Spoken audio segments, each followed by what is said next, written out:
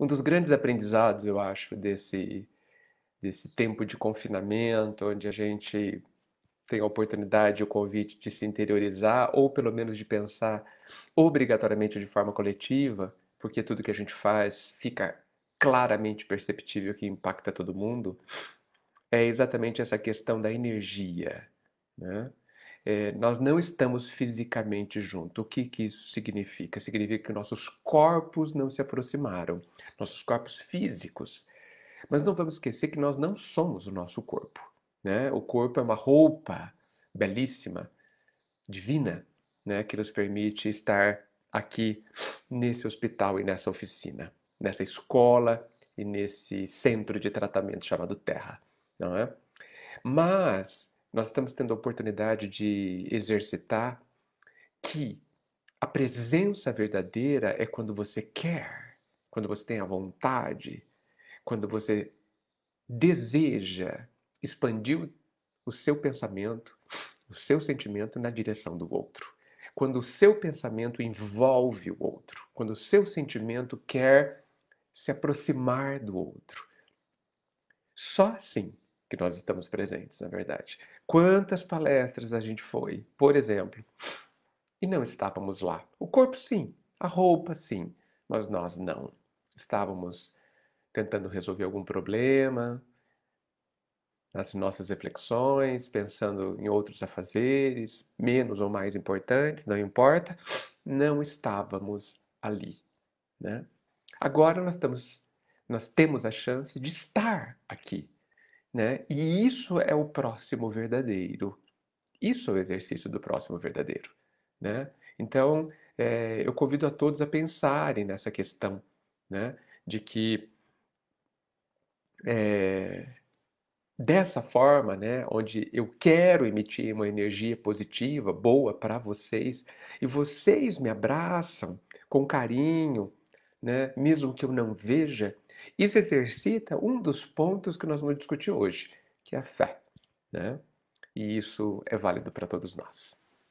Mas vamos aguardar alguns minutinhos, uns 2 minutinhos no máximo, e aí a gente começa, para que todos que queiram se aconcheguem, né, no conforto e na segurança de seus lares, né, e eh, vamos pensar que o centro espírita, no caso Verdade e Luz de Jaú, né, eh, no qual a gente sentimentalmente se reúne agora, o centro espírita, essas energias positivas estão adentrando nos nossos lares, estão criando raízes nos nossos lares. Olha só que interessante, né? A casa espírita sempre deveria ser um posto avançado do nosso lar, da nossa casa, né? E agora a casa espírita tem a oportunidade, conceitualmente, simbolicamente, significativamente de estar dentro da nossa casa, porque é ali que nós estamos. Interessante. Mais um benefício desse momento, difícil certamente, mas um momento importante.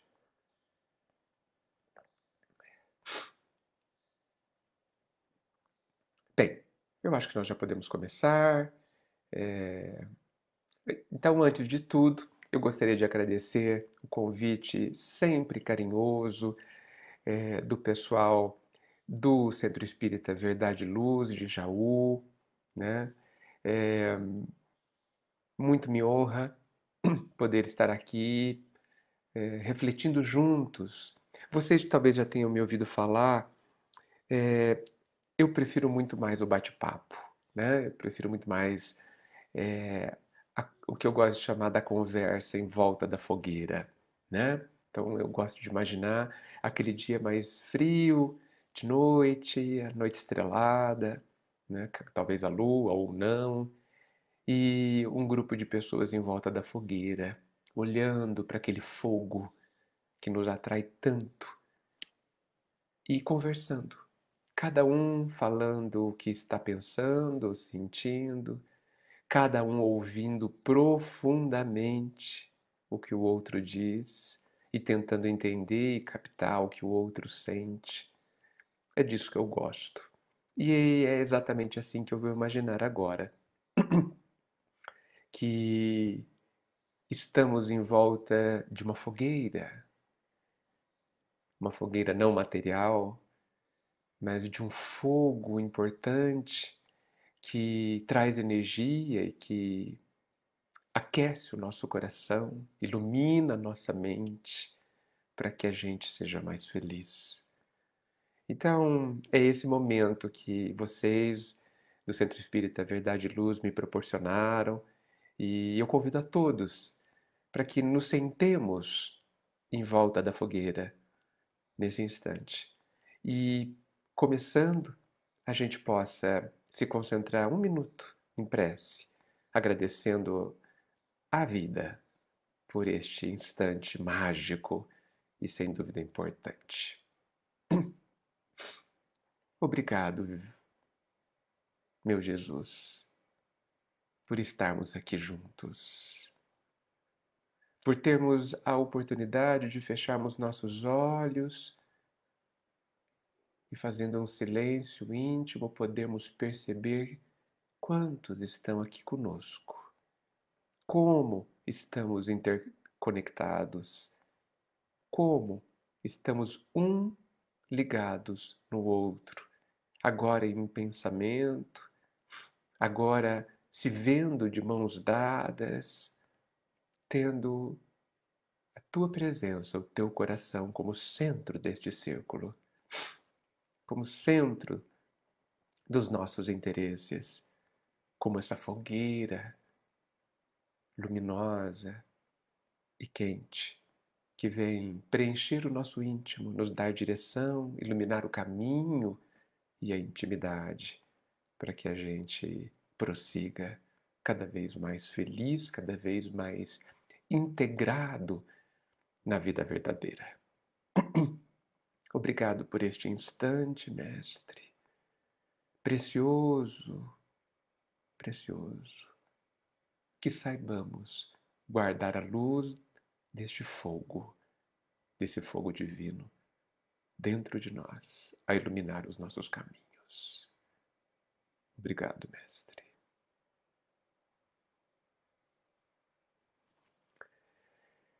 Muito bem, amigos. Foi uma surpresa para vocês e não duvidem, foi para mim também.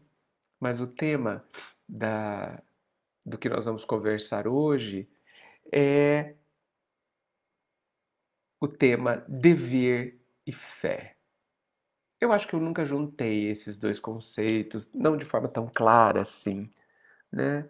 Mas me ocorreu hoje pela manhã, pensando sobre como seria essa conversa em volta da fogueira hoje. Fiquei pensando e ocorreu-me a questão do dever e da fé. E gostaria de comentar com vocês, fazer essas reflexões em voz alta, mas também estou muito interessado em saber e tentar perceber o que vocês pensam sobre isso, né? É, como que vocês sentem o tema de hoje. Olha, eu não vou poder agradecer a presença de todos que eu estou vendo aqui, mas saibam que eu me sinto muito honrado de tê-los vocês em volta dessa fogueira, ok? Obrigado mesmo. Muito bem, gente.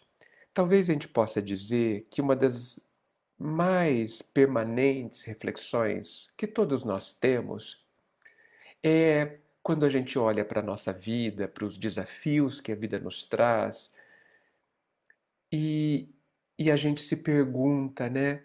A gente se pergunta por que que é desse jeito, por que que nós temos que passar isso, por que que as vivências são essas, por que que,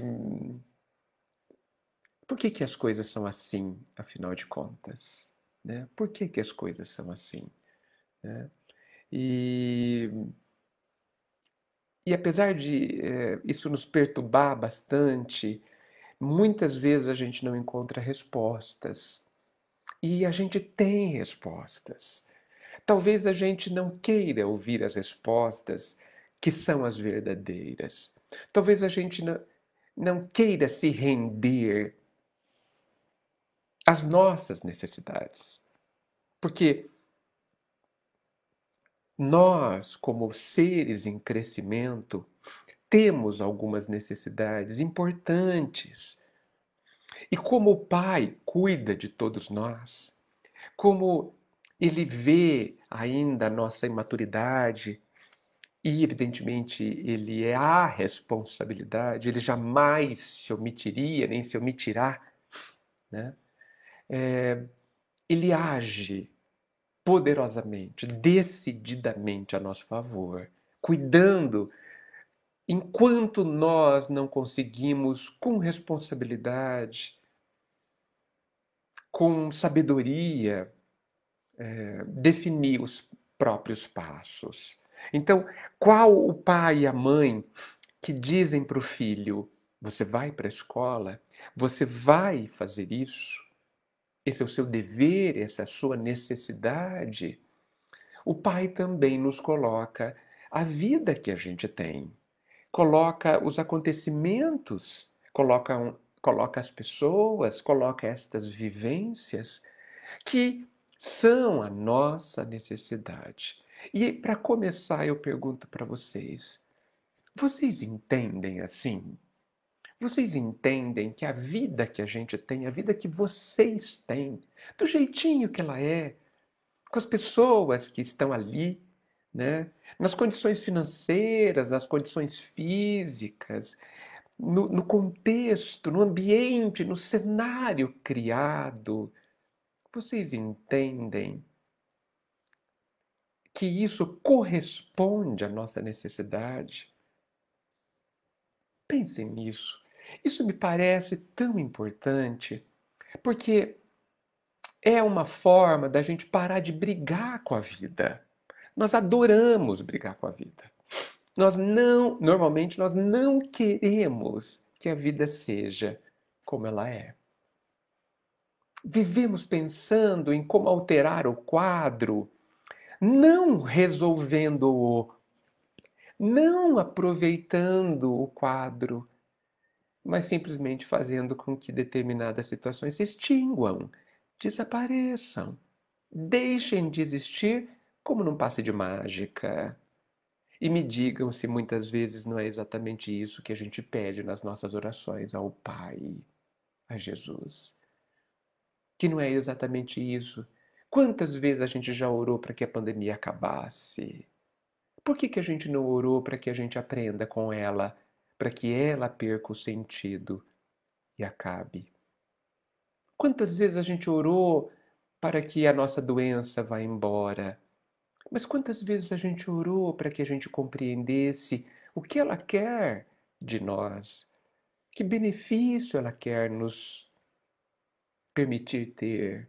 Quantas vezes? Quantas vezes a gente pediu para que tal pessoa mudasse?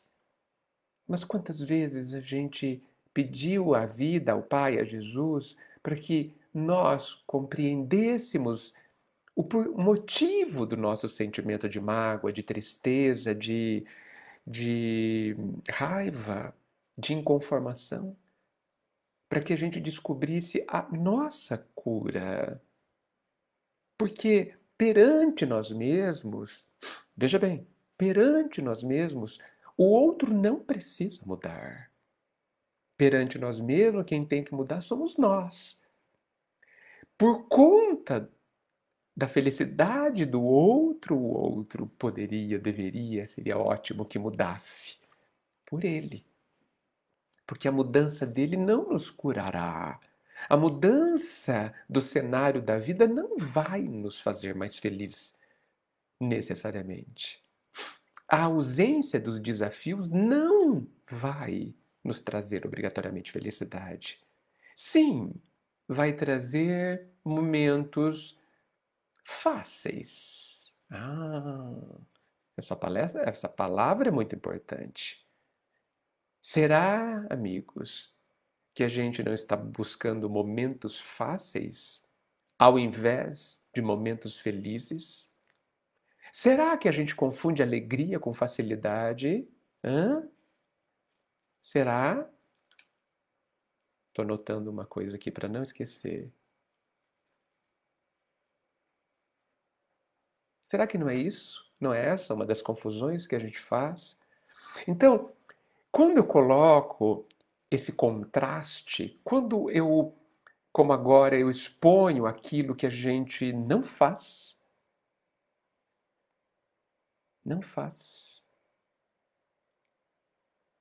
Quando eu exponho aquilo que a gente continua fazendo há milênios, talvez, a gente pode perceber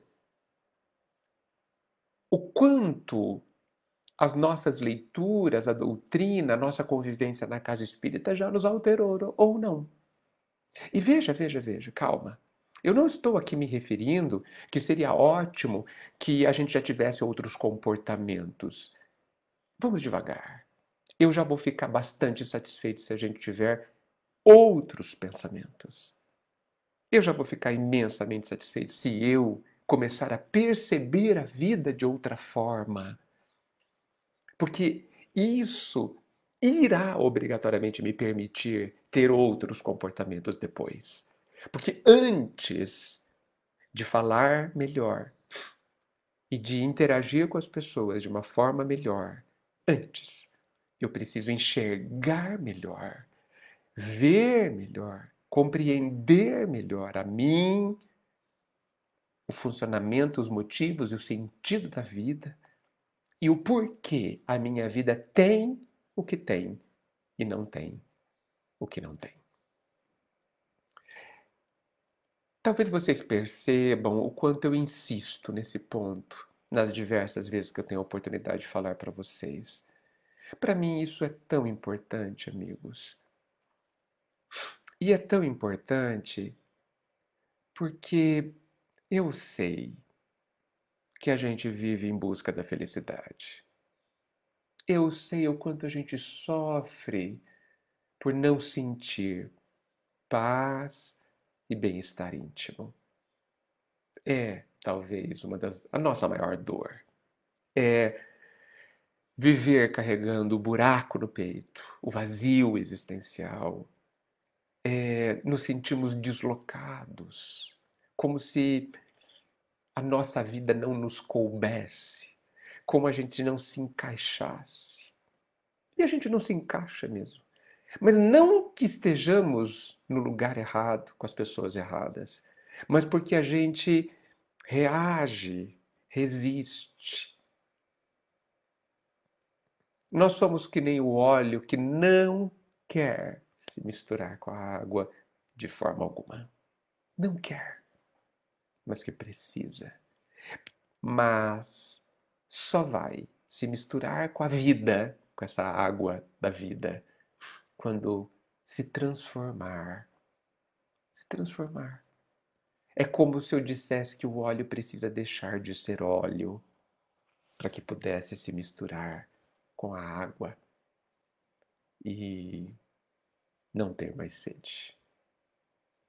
Então, esse é um ponto que sempre vem à minha mente para que a gente converse, no esforço e na ideia de que tanto vocês quanto eu não me tirem deste desafio. Tanto vocês quanto eu descubramos novos caminhos de compreensão, novas portas, novas entradas para que a gente pegue o fio da meada e desenvolva esse caminho. Por que eu falo assim? Porque assim, eu estou completamente convencido, amigos, de que cada um de nós vai ter que desenvolver o seu caminho íntimo. Cada um de nós vai ter que descobrir como compreender, aprender como entender essa vida. Nós somos seres diferentes, especialíssimos, cada um de nós. Nós não teremos a mesma forma de compreender. Os caminhos que nos levam ao Cristo são diferentes. O norte é o mesmo. Cristo é a estrela da qual brilha e nos orienta. Mas como eu vou me iluminar? Como eu vou compreender e chegar até o Cristo? Isso é particular. O meu caminho é meu. E o de vocês é o caminho de cada um de vocês. Então, amigos, a grande questão é nós olharmos para a nossa vida e eu sei, existem vidas bastante trabalhosas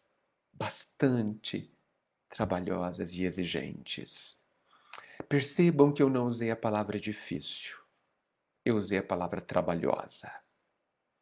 Difícil já é uma forma como a gente enxerga difícil ou fácil, né? Será fácil para aqueles que já sabem. Será difícil só. Será difícil para aqueles de nós que ainda não sabemos. Então, a vida, ela não é difícil ou fácil em si mesma, mas sim, em si mesma. Algumas vidas são trabalhosas e outras menos trabalhosas. Todas exigem algo que a gente não sabe. Todas. Todas elas nos puxam para expandirmos a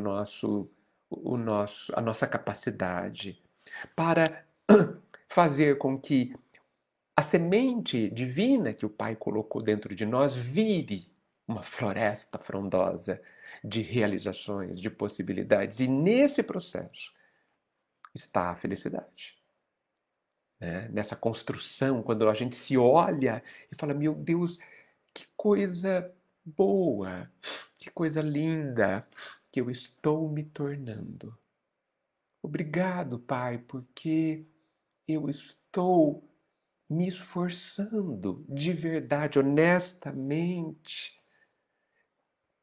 abraçando as coisas, as vivências que o Senhor me oferece, porque já consigo reconhecê-las como sendo apenas e exclusivamente o que eu preciso. E, portanto, é uma bênção tudo que eu tenho, toda a vida que eu tenho. Então, amigos, é sobre isso que eu quero falar. Eu quero falar sobre o nosso dever. Qual é o nosso dever? O nosso dever é a gente aproveitar as bênçãos que o Pai nos dá. Agora, a gente precisa ressignificar o que é bênção. E eu digo para vocês que bênção é tudo, tudo, tudo, sem tirar nada. Bênçãos do Pai na nossa vida são as pessoas que estão conosco. São as condições de vida que se colocam. A nossa condição física, o nosso corpo. Ter um corpo. Ter o corpo do jeito que ele é, com a sua saúde ou não. O nosso trabalho. As nossas necessidades físicas, materiais. As bênçãos do Pai é o quanto a gente consegue entender já. São as pessoas que muitas vezes não nos compreendem. São as pessoas que compreendem. São as pessoas que nos ajudaram a ser como somos. São as pessoas que nunca nos ajudaram e que infelizmente ainda a gente sofre porque esperávamos que elas nos ajudassem. Tudo isso são bênçãos. Enxergar assim, amigos, nos libertará e nos trará alegria de viver. Porque finalmente arregaçaremos as mangas e nos colocaremos ao trabalho sem perda de tempo, de energia, que é esse se debater, esse resistir, essa revolta, muitas vezes disfarçada, que também nós espíritas temos quando a gente não aceita, no final das contas, a vida que a gente tem. Abracemos a vida. reconhecendo nelas que nós temos perante elas um dever. Um dever. E o nosso dever é aproveitá-las. Como eu vou aproveitá-las? Retirando delas a essência que vai me fazer feliz. Permitindo vivê-las de braços abertos, sem resistir àquilo que vai nos curar. Olha só o que a gente está fazendo. Nós estamos cuspindo fora o remédio que colocaram em nossa boca, e aí a gente chama de dever, que colocaram em nossa boca que vai nos curar. Curar sabe do quê? Da nossa tristeza, da nossa depressão, da nossa insatisfação, que parece que nunca acaba, desse vazio, desse nada, desse tédio, desse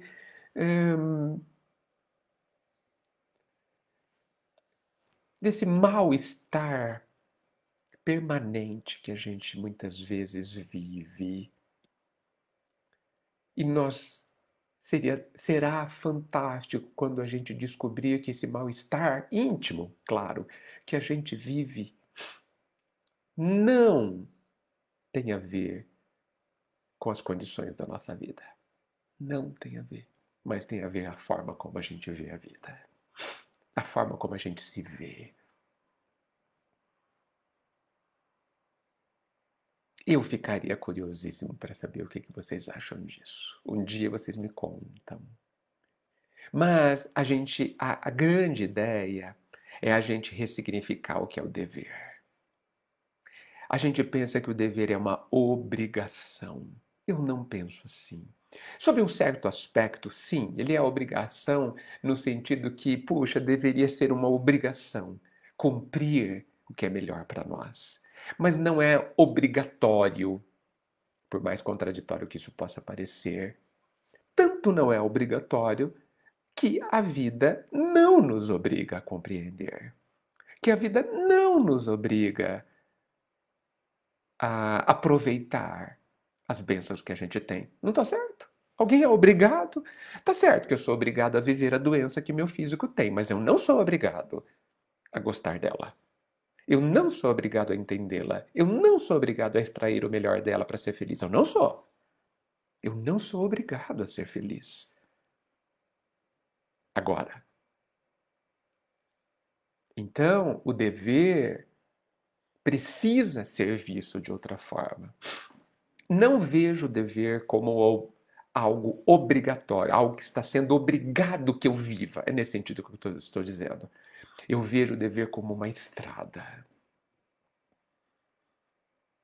Mas não uma estrada qualquer.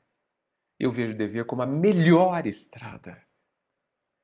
A melhor, asfaltada, uma avenida larga, onde eu possa passar. Sabe onde essa estrada vai nos levar? Vai nos levar à felicidade. Aquela felicidade que nada nem ninguém pode tirar. É isso ou não é isso que a gente quer? A gente precisa decidir, gente. Porque eu acho que a gente já deve ter percebido que enganar a lei não será possível. Que burlar, que dar um jeitinho não será possível. Acho que a gente já percebeu que não é possível não cumprir integralmente a lei que manda que a gente tenha conforme faz, que manda que a gente será feliz quando dermos o melhor de nós. A lei é assim. Então, olha só, vou repetir. O dever não é obrigatório de ser feito. Ele é o único caminho que nos leva à felicidade, mas eu posso indefinidamente me recusar a trilhar esse caminho e cumprir o meu dever, o que a gente chama de dever. Ele não está sendo obrigado, mas ele é uma possibilidade divina e sublime. Ele é essa estrada larga, porque os outros caminhos são estradas muito perigosas, estradas cheias de acidentes, estradas com pontes quebradas, estradas muito mais difíceis. Entender, nós que achamos que a vida que a gente tem é difícil de ser vivida, precisamos olhar com cuidado o quanto é difícil não viver essa vida. O quanto é difícil se a gente decidir não viver honestamente, cumprindo o nosso dever, ou seja, aproveitando a vida que a gente tem, o quanto será difícil viver os outros caminhos. Pois me digam, o que é mais fácil? Eu viver a minha doença física com aceitação, aceitação ativa, não dando destaque às dores, não dando destaque às limitações que ela me traz, não dando destaque ao trabalho que ela me dá, mas dando destaque às bênçãos que ela me traz, procurando quais são os benefícios que ela me faz, procurando entender a mensagem que ela tem, procurando descobrir o que eu tenho que fazer, pensar e sentir para me curar. Não somente fisicamente, mas me curar de verdade, como ser que sou.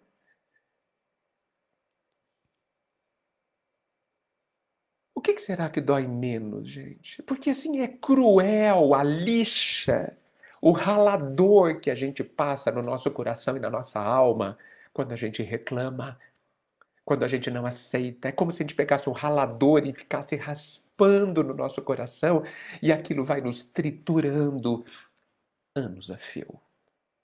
Não é possível que a gente pense que é melhor nos revoltarmos, não aceitarmos, reclamarmos e nos recusarmos a viver a grandeza de cada momento. Não é possível. É imaturo. É rebeldia pura da nossa parte. É nos mantermos turrões, nos falando, às vezes inconscientemente, não, eu não aceito, não aceito. Não aceito as limitações que a diabetes, por exemplo, me traz e vou comer os doces que me interessam. Não aceito as limitações que a úlcera me traz e vou comer o que eu mais gosto. E vocês já sabem que a gente mais gosta daquilo que a gente não pode fazer. Ou pode, mas nos faz mais mal. Por quê? Vocês não acham curioso? Vocês não acham curioso que quem não pode comer açúcar, adora açúcar? Vocês não acham curioso? Que quem não pode comer macarrão, adora macarrão? Que quem não pode tomar leite, ama leite? Vocês não acham curioso isso? Porque até parece que é ironia divina, né? Até parece, né? Tem até um ditado, né? Tudo que é bom engorda e faz mal. Mas vocês não acham curioso? Será que falarmos isso não está nos mostrando o tamanho da nossa rebeldia? O tamanho do nosso jeito turrão, que quer que as coisas sejam conforme a gente quer? Não é só isso, gente. Porque ficar lamentando pelo açúcar, pelo doce que eu não posso comer, ficar lamentando porque eu não posso comer a lata de leite condensado inteira todos os dias, não é muito pior do que descobrir outros doces na vida? Do que descobrir o quanto nós somos capazes de viver com aquilo que a gente pensa que precisa ter? O quanto vai nos trazer autoadmiração a gente vencer a nós mesmos e deixarmos de sermos dependentes de determinadas coisas que vão nos ser tiradas pelo dinamismo natural da vida, principalmente a vida transitória que a gente tem. Olhem, vejam o que a gente está fazendo com a gente, com a nossa vida. Nós estamos combatendo, usando as nossas forças no lado errado da vida. Eu tenho um amigo que diz assim: quer enfrentar a vida? Pois vai perder. Quer brigar com a vida? Pois prepare-se, vai perder. E quando esse amigo me disse isso, imediatamente eu me lembrei daquele livro 2000 anos do Emmanuel.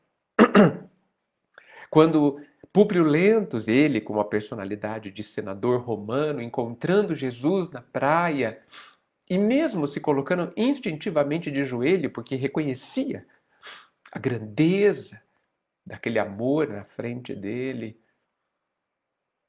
quando ele preferiu o mundo a seguir Jesus,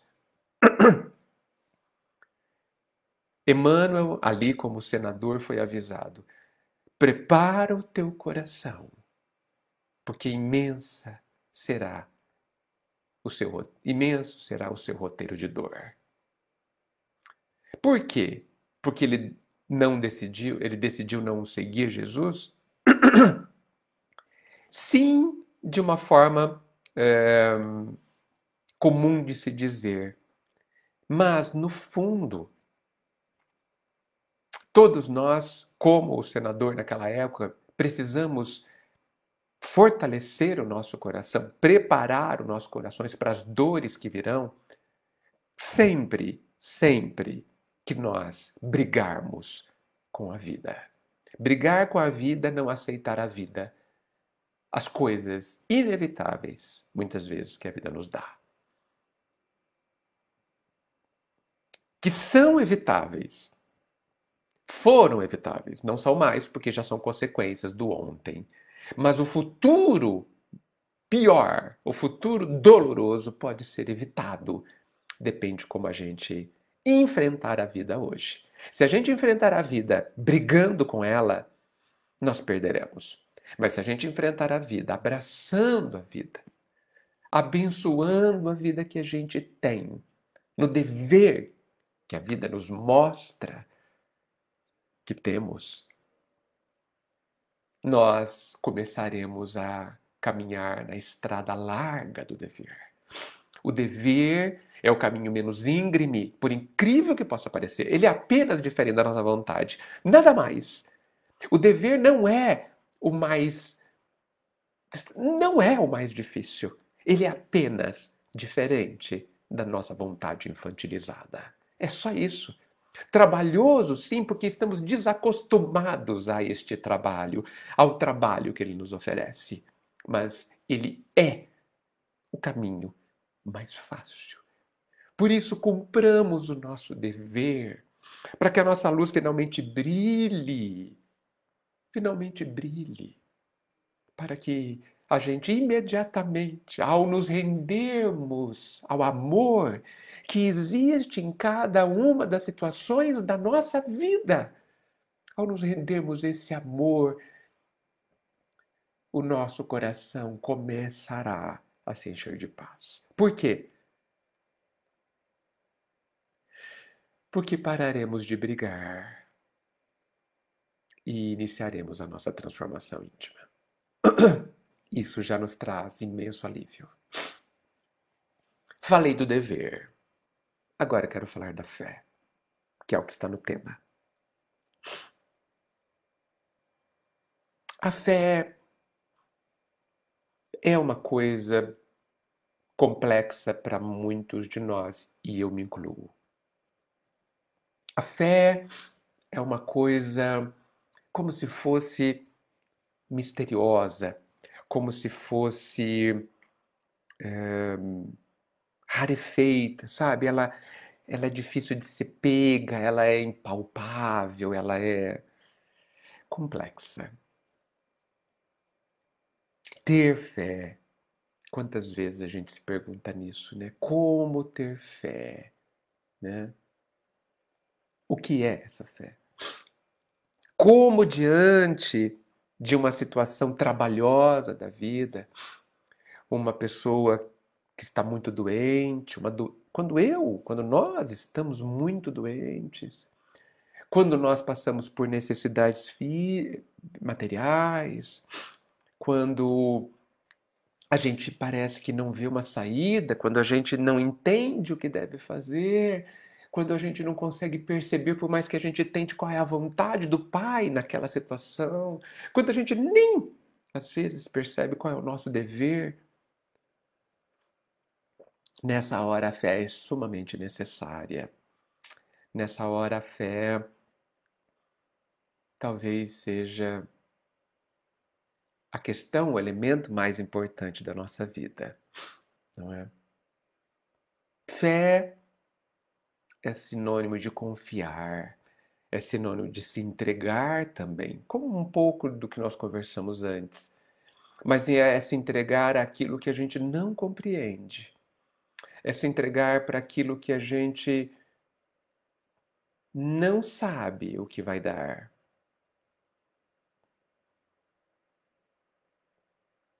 E o ponto X da reflexão que eu estava fazendo antes das 9 hoje foi o seguinte: pensei eu que nós podemos ter fé num futuro melhor. Nós podemos, com muita segurança, ter fé de que o amanhã será melhor quando cumprimos o nosso dever. Por quê? Porque a lei diz que cada um irá receber segundo a sua obra. E se a minha obra for a obra do dever, for o cumprimento daquilo que eu necessito cumprir para me curar, o meu amanhã estará curado. Eu estarei curado no amanhã e, portanto, eu serei feliz no amanhã. Olha só, gente, como é matemático. A lei é precisa, a lei é equilibrada, a lei é sublime. Como eu posso ter certeza absoluta, já me perguntaram, que amanhã vai ser melhor? Só tem um jeito. Apenas de uma forma. Se nós cumprirmos o nosso dever. Não o dever que obriga, porque dever não é obrigatório ser vivido, eu posso escolher. Mas o dever que representa aqueles trabalhos, vamos colocar assim, que a vida está me pedindo fazer. Quais são os trabalhos? Paciência, o desenvolvimento da paciência, o desenvolvimento da coragem, o desenvolvimento da minha preocupação ao outro. Muitas vezes, em primeiro lugar, sem que eu me esqueça de me preocupar comigo também, em segundo lugar.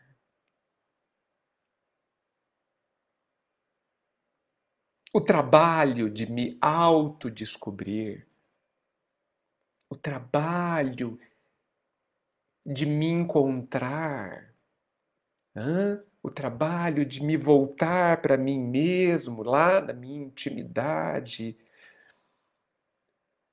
e olhar para o que eu sou até agora, olhar para o que eu sou na essência eternamente, para as minhas potencialidades, para as minhas características, me conhecer, conhecer a própria grandeza, descobrir aonde está o Pai dentro de mim.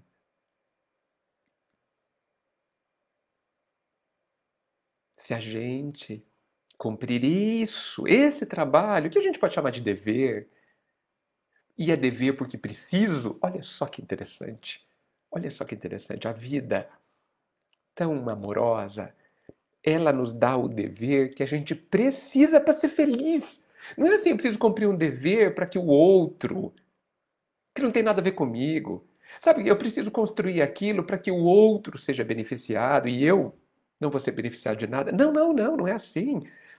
O dever, o dever que o Pai nos pede para cumprir é o dever de tomar o próprio remédio para se curar, essencialmente. Olha esse amor, gente. Olha esse amor que nos dá o trabalho, só nos dá o trabalho que nos beneficia, que só nos dá o trabalho que tem a ver com os nossos interesses. A gente pensa, eu tenho que doar, eu tenho que me doar para o outro. Doar para o outro é construir a própria paz. É para mim, então. Eu posso dizer que não existe, no final das contas, doar para o outro. Eu sempre estou cuidando de mim, das minhas reais necessidades. O que Jesus está nos dizendo é o seguinte: pare de se preocupar com as coisas que não são necessárias. Essas coisas que o egoísmo te sugere cuidar não te são necessárias, porque não vão te trazer um bem verdadeiro e eterno. Não vão te resolver as verdadeiras necessidades. Não vão, não vão. Vão te trazer, talvez, mais ilusórias necessidades, mais decepções, vão agravar os desequilíbrios, as doenças que nós acumulamos, vão nos afastar da cura. Então vejam como a gente precisa, eu tenho falado por aí, espero que me entendam, vamos ser, se a gente é egoísta, vamos ser inteligentemente egoístas. Porque a gente tem sido egoísta de uma forma tão burra, me desculpem. A gente tem sido egoísta de uma forma tão infantil. Vamos ser maduramente egoístas, ok? Vamos transformar este egoísmo que a gente tem, que é de rebeldia, que é de eu mando, que é de pura infantilidade. E vamos transformar esse egoísmo no egoísmo mais evoluído, já que tudo nessa vida vai e pode evoluir. Vamos transformar essa vontade de ser feliz numa canalização das nossas energias para aquilo que nos faça de verdade feliz.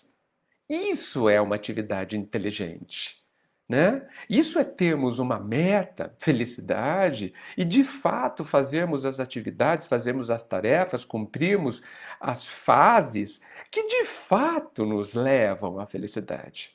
E falando para os jovens que gostam de jogos, de games, a gente quer mudar de fase, a gente quer ganhar o jogo. Pois bem, então nos dediquemos a mudar de fase de verdade e paremos de ficar brigando com a fase, brigando com as regras que precisam ser cumpridas, porque são a chave para a gente mudar de fase.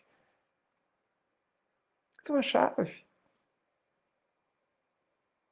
Então, gente, dever e fé estão profundamente relacionadas, profundamente. Nós podemos ter racionalmente fé ao cumprir o nosso dever. Espontaneamente, é claro. Porque só há dever cumprido se cumprido espontaneamente. Entendem o que eu digo? Cumprir o dever de cara amarrada, de coração amarrado, sob protestos, não é cumprir o dever. Eu ouço algumas pessoas assim, bem, eu vou ficar com meu marido, eu vou ficar com a minha esposa para pagar logo esse carnê, né? Porque eu não quero esses boletos mais na próxima vida. Desculpa, o boleto virá igual ou com juros na próxima. Por quê? Porque isso não é cumprir o dever. Estar dentro do dever não é cumprir o dever. Se manter junto da pessoa que você não compreende, que você tem problemas, se manter doente, no físico doente, até porque muitas vezes não dá para a gente deixar de ficar doente fisicamente, curtir a doença, assim, né? Assim, eu sou doente, então vamos em frente do jeito que dá, sem o esforço de transformação íntima, me desculpem, não é cumprir o dever. Porque não é a dor que nos faz evoluir, é o que eu faço com ela. Não é, não são as vivências, às vezes, as situações da vida que me fazem evoluir, como eu as, como eu as aproveito, como eu deixo que elas me transformem, como eu as aceito, como eu as acolho, como eu as trago para mim. Por isso que já foi dito que nós precisamos amar a vida, as coisas da vida. Precisamos amar a doença que a gente tem. Quando a gente fala isso, não é gostar da doença, mas é reconhecer a sua utilidade, é aceitar o trabalho que ela nos convida a fazer dentro de nós. É permitir que ela nos esculpa a obra-prima que nós somos. É permitir que ela desgaste as nossas imperfeições. Permitir, desejar, amar que ela desgaste as nossas imperfeições, para que a gente, o melhor de nós venha à tona. E aí, somente aí, a gente consiga ser feliz, porque não haverá outra forma de ser feliz. Então, dever e fé estão intimamente ligadas dentro dessa forma de ver, intimamente ligadas. Isso é seguir o caminho do Cristo. Isso, no meu entendimento, é fazer reforma íntima. É no segredo da nossa intimidade que a gente faz reforma íntima. Não é com novas posturas amplamente vistas. Não é trabalhando mais apenas trabalhando mais do lado de fora. É antes. É trabalhando dentro de nós. Porque a gente perde metade do trabalho quando a gente desenvolve atividades, por exemplo, na casa espírita, e não compreende o que essas atividades nos trazem. Por exemplo, podemos nos envolver, principalmente agora, em atividades de assistência social e nos agastarmos, nos frustrarmos com a incompreensão daqueles que recebem, com as características daqueles que estão na nossa equipe e que reclamam muito, controlam muito, falam muito, mandam muito. É não compreender tudo isso, quando a gente não compreende o que isso significa, que este é o trabalho. O trabalho não é dar a cesta básica. O trabalho é compreender as pessoas que estão na tarefa de dar, em volta da tarefa de dar cesta básica. É compreender o que está acontecendo dentro da gente. E, ao enxergar o que está acontecendo dentro da gente, trabalhar para ressignificar aquilo, para mudar aquilo, para que compreendamos, aceitando cada um com o qual a gente se relaciona e fazendo o nosso melhor, dando a eles a paciência, o silêncio, muitas vezes, a humildade de muitas vezes, sim, obedecê-los, fazer como eles desejam. Por que não? O que perderemos? Hã? O que perderemos? É isso, amigos. Eu deixo a vocês essas reflexões e já adianto que elas me fizeram grande bem. Agradeço a oportunidade, as energias, estarmos em volta dessa fogueira tão luminosa e tão aconchegante, conversando sobre os nossos remédios e algumas de nossas ilusões também. Difícil? Eu não diria isso. Trabalhoso? Com certeza. Trabalhoso. Porque a vida talvez só esteja nos pedindo esforço. E não é grande, não é muito esforço, como parece ser na nossa pouca visão, vai. Por isso eu peço que todos leiam a pergunta 909 do Livro dos Espíritos. Leiam, mas leiam devagar. Leiam devagar. Quando nós nos sentirmos que estamos nos esforçando muito, estamos fazendo muito, leiam a questão 909 do Livro dos Espíritos, para que a gente descubra o tamanho do nosso esforço naquela situação que a gente está pensando. Não vou pedir para que vocês fiquem com a luz. Vocês já estão. Eu também. Nós todos. Nunca, nunca, nunca deixamos de estar iluminados por Jesus. Nunca. Não vou pedir para que a paz de Jesus esteja conosco, porque ela sempre está. Nós precisamos fechar os olhos, fazer silêncio íntimo e perceber esta paz de Jesus. Eu não estou falando da paz ambiental. Eu não estou falando do sossego do lado de fora. Eu estou falando da paz que traz confiança, da paz de Jesus que nos mostra o quanto Ele está ali, não para nos trazer facilidades, porque as facilidades nos fazem mal, normalmente, mas para que a gente saiba se esforçar no trabalho, que as estradas largas do dever, asfaltadas do dever, nos proporcionam. Que cada um de vocês sintam essa paz e essa luz de Jesus. Eu agradeço demais este instante, muito precioso no meu dia de hoje. Fiquem bem, amigos. Prossigamos entendendo este exercício chamado pandemia. Trabalhoso? Claro. Difícil? Nos dediquemos um pouco mais, se for difícil, mas talvez não seja tanto. Cada um de nós, no exercício diferenciado de viver essa pandemia, enxerguemos nesses exercícios aquilo que a gente mais necessita para ser feliz.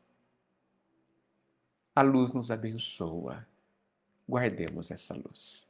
Muita paz a todos. Abraços. Fiquem com a luz. Um ótimo dia. Tchau, tchau. Obrigado.